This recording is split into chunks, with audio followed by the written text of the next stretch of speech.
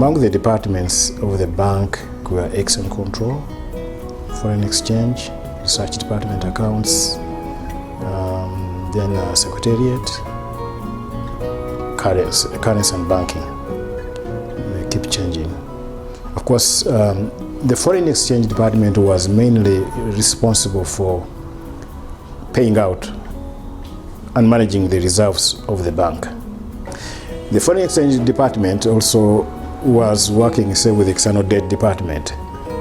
The external debt department was the one which had the register for all the borrowings the Bank of Uganda and government had.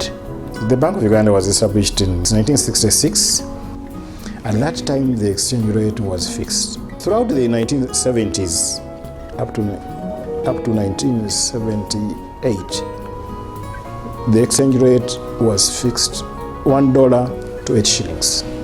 The then president of Uganda, Dr. Milton Obote, introduced what they called the Nakivubo pronouncement. Nakivubo pronouncement, that's when they said the government will acquire 60% of the key highlights of the economy.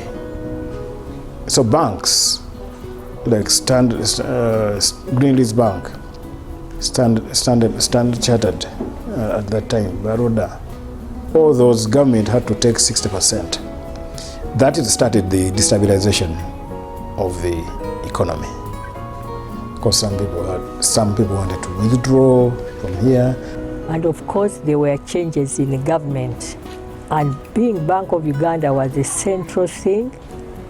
All the presidents, the Amin, Rutwa, all of them, they get in contact with the governor. And sometimes it was difficult.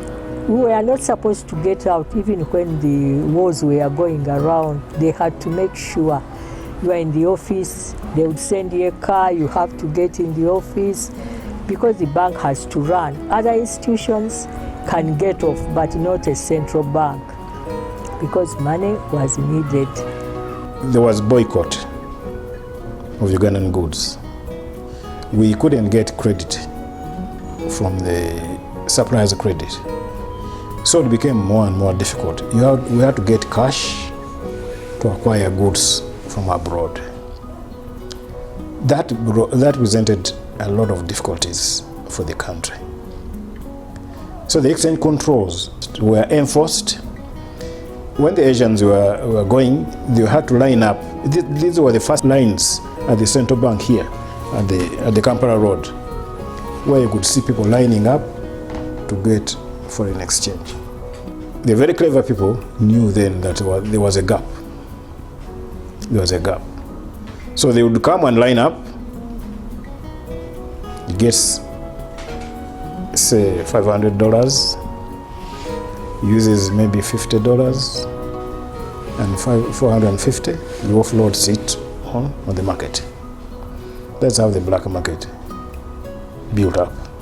Because of the scarcity and the number of importers who were in need of foreign exchange, that's why there was that introduction of the Window 1 and Window 2 policy. Window 1 was for essential commodities, particularly government imports, medicines, some agriculture imports. Window 2 was like market determined rate. People then would bid. Those people who had to bid were the importers, and they would submit their bids through their commercial banks. In fact, I would say that it is more like the treasury bills, whereby you have to submit your bid through your commercial bank. And the commercial banks would be the one to submit on your behalf to the auction secretariat. That secretariat would say, we have 100 applications, we have $2 million, so we shall clear as the people from top to bottom. So if the $2 million are exhausted, Those who have succeeded will take. Those who are below the quoted amounts will be rejected. Even then, the black market thrived because people who didn't have the shillings, but with the connivance or support of the bank managers, they will get money on their account, so they will pass. When we joined in 1989, it was quite exciting. Exciting in that we didn't have reserves to talk about. For us, at that time, we saw reserves as monies that are on the coffee trees. The fact that Uganda used to depend on coffee, about 80% of our exports were in the coffee. And at that time, we used to have controls even on the coffee. We used to have the Coffee Marketing Board. It was the major or the sole export of coffee.